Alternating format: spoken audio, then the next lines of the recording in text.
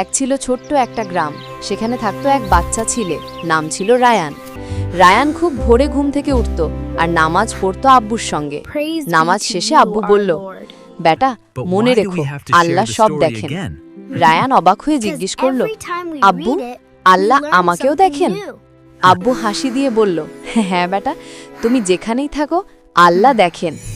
পরের দিন রায়ান গেল স্কুলে, খুব খুশি মনে। স্কুলে সবাই খেলছিল, কিন্তু কিছু বাচ্চা লুকিয়ে চক নিয়ে যাচ্ছিল। রায়ান বলল, না এটা ঠিক না, আল্লাহ দেখছেন। বাচ্চারা হাসলো, আরে কে দেখবে?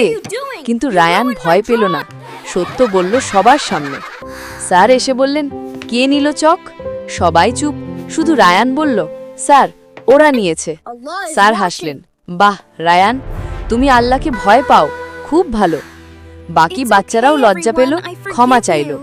রায়ান বলল, আমি তোমাদের ক্ষমা করলাম। তারপর সবাই একসাথে নামাজ পড়ল। স্যার বললেন, আজ আমি গর্বিত, তোমরা আল্লাহকে ভয় করতে শিখেছ। বিকেলে রায়ান বাড়ি ফিরে সব বলল আব্বুকে। আব্বু হাসি দিয়ে বলল, আল্লাহ তোমায় খুব ভালোবাসেন বেটা।